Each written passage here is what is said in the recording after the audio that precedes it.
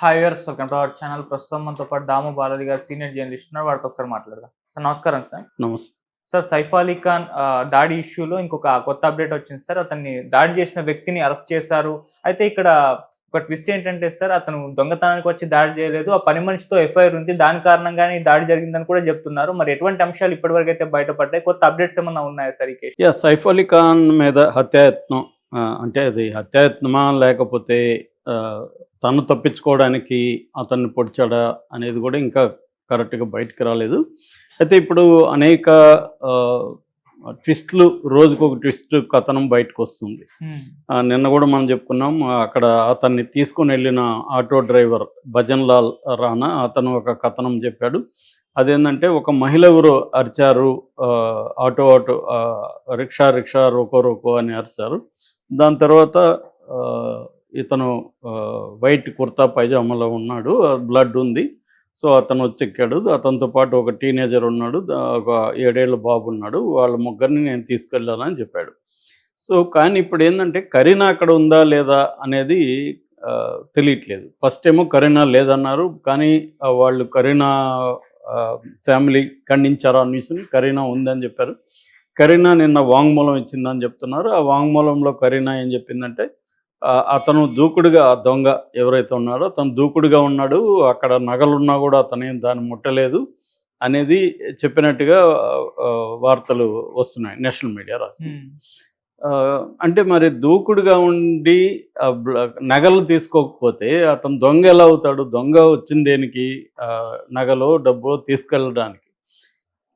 అది ఆమె చెప్పిన వెర్షన్. రెండోది పని మనిషి ఒక నాని, ఆమె ఏం చెప్తుందంటే, ఇతను చిన్న బాబు ఎవరైతే ఉన్నాడో 3 ఏళ్ళ బాబు, రెహన్ అనే బాబు, ఆ బాబుని అతను పట్టుకున్నాడు. ₹1,00,00,000 ఇస్తేనే వదులుతా అన్నాడు. నేను పెనుగులాడాను, ఈ లోపల సైఫ్ వచ్చాడు, అతను భయపడి సైఫ్ను పొడిచాడు అనేది ఆమె వాంగ్మూలం. సో ఆ టైంలో కరీనా ఉందా లేదా అనేది కూడా ఆమె చెప్పినట్టుగా మనకి తెలియట్లేదు. సో ఇక్కడ అనేక అనుమానాలు వస్తున్నాయి. ఇప్పుడైతే లేటెస్ట్గా అతను పట్టుకున్నాడని అఫీషియల్గా అనౌన్స్ చేశారు.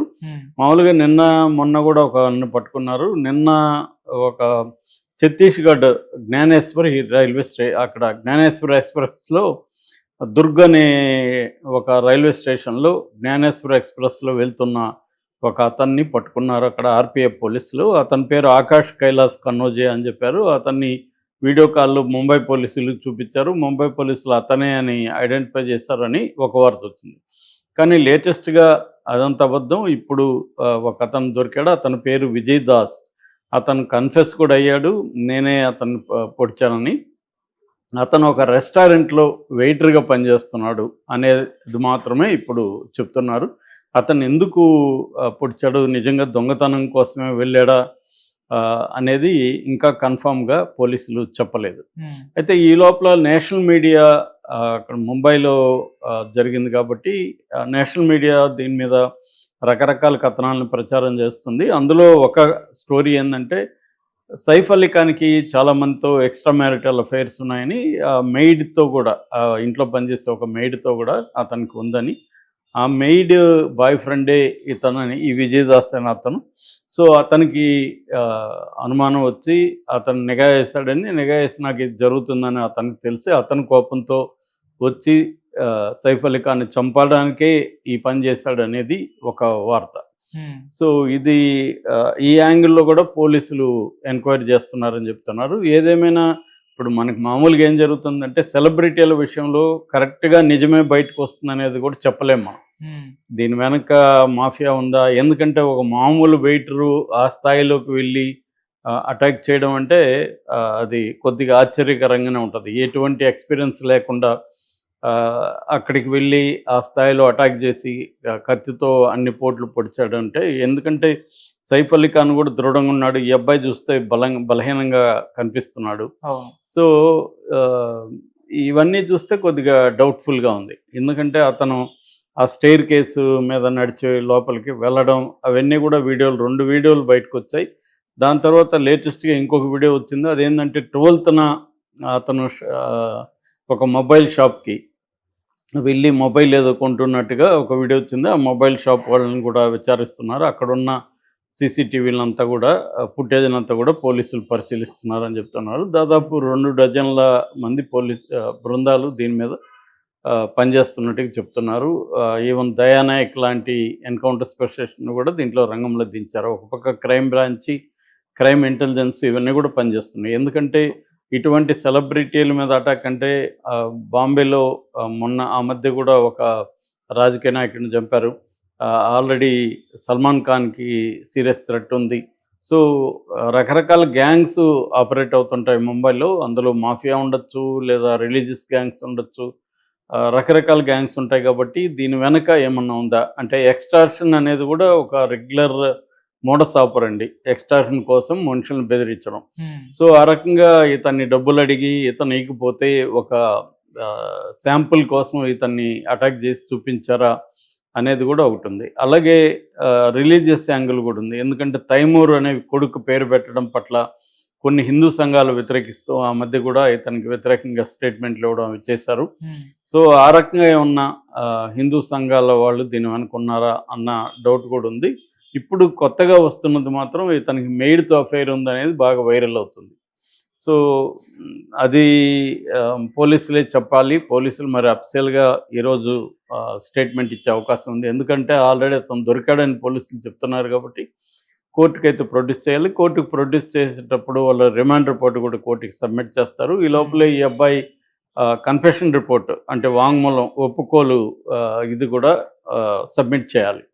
సో, సబ్మిట్ చేసిన తర్వాత వాళ్ళు ఇతన్ని కస్టడీకి తీసుకునే అవకాశం ఉంది. కస్టడీకి తీసుకున్నాక సీన్ రికన్‌స్ట్రక్షన్ అవన్నీ చేస్తారు. That is one part. Second part ఏందంటే సైఫ్ అలీ ఖాన్‌తో కూడా వాంగ్మూలం తీసుకోవాలి. సైఫ్ అలీ ఖాన్‌కైతే ఇప్పుడు 3 రకాల సర్జరీలు అయినాయి.